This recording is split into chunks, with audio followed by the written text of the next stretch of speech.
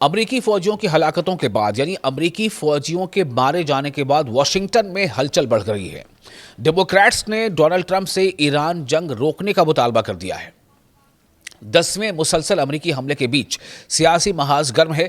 کیا بڑھتی ہلاکتوں سے ٹرمپ پر ایران پالیسی بدلنے کا دباؤ بڑھ گیا ہے؟ امریکہ میں ایران جنگ کے خلاف سیاسی دباؤ بڑھتا جا رہا ہے۔ 3 امریکی فوجیوں کی ہلاکت کے بعد ڈیموکریٹ رہنماؤں نے پریزیڈنٹ ڈونلڈ ٹرمپ سے یہ مطالبہ کیا ہے کہ وہ ایران کے خلاف جاری جنگی کارروائیاں روکیں اور فوری طور پر سفارتی راستہ اختیار کریں، یعنی ڈپلومیٹک پروسیس کو آگے بڑھائیں۔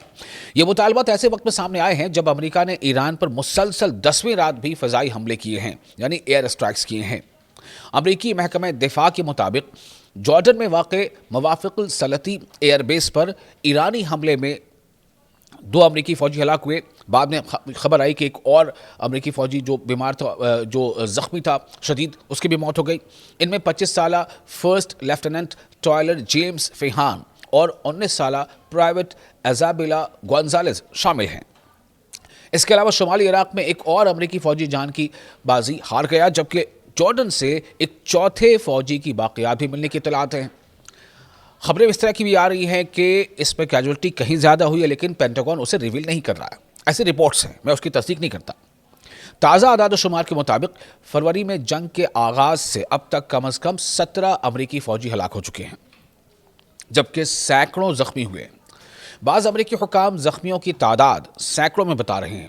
یاد رہے کہ ایران اور امریکہ کے درمیان جون میں ایک عارضی مفاہمتی معاہدہ ہوا تھا، یعنی میمورنڈم آف انڈرسٹینڈنگ پر دستخط ہوئے تھے، لیکن گزشتہ ہفتے کشیدگی یعنی تناؤ دوبارہ بڑھ گیا اور دونوں دیش ایک بار پھر کھلی فوجی کارروائیوں میں مصروف ہیں۔ اسی دوران امریکہ ایران پر 10ویں مسلسل رات حملے کر چکا ہے۔ امریکی اپوزیشن جماعت ڈیموکریٹس نے ٹرمپ ایڈمنسٹریشن کو شدید تنقید کا نشانہ بنایا ہے۔ ڈیموکریٹ سینیٹر کرس مرفی کا کہنا ہے کہ جنگ تیزی سے خطرناک رخ اختیار کر رہی ہے اور صدر ٹرمپ اس جنگ پر اپنا کنٹرول کھوتے جا رہے ہیں۔ ان کے مطابق حملوں اور جوابی دھمکیوں کا دائرہ مسلسل بڑھ رہا ہے۔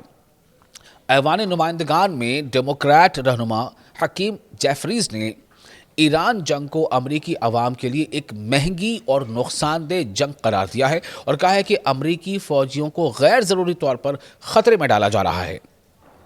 سینیٹر مارک وارنر نے بھی دعویٰ کیا ہے کہ بڑی تعداد میں امریکی اہلکار زخمی ہوئے ہیں اور ان کے مطابق ایران سے فوری خطرے کے واضح شواہد موجود نہیں تھے۔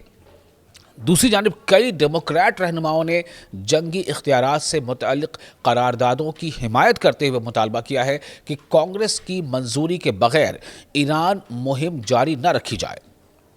سینیٹر کرس وین ہولن نے کہا ہے کہ یہ بے مقصد جنگ فوراً ختم ہونی چاہیے، جبکہ سینیٹر جین شاہین نے صدر ٹرمپ پر زور دیا ہے کہ وہ مذاکرات کی میز پر واپس آئیں۔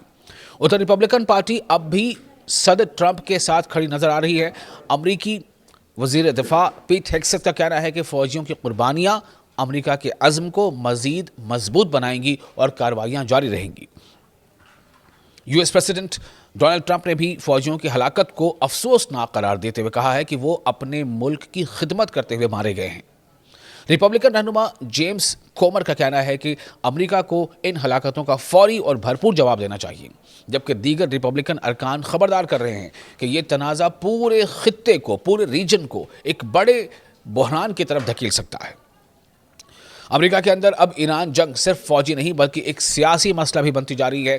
ایک جانب ٹرمپ انتظامیہ ایران پر دباؤ بڑھا رہی ہے، جبکہ دوسری جانب ڈیموکریٹس جنگ بندی اور سفارتکاری یعنی ڈپلومیسی کی طرف واپسی کا مطالبہ کر رہے ہیں۔ ایسے میں سوال یہ ہے کہ کیا واشنگٹن مزید عسکری راستہ اختیار کرے گا یا بڑھتے جانی نقصان کے بعد، جس طرح سے امریکی فوجی مارے جا رہے ہیں، اس کے بعد ڈائیلاگ کی طرف واپس لوٹے گا؟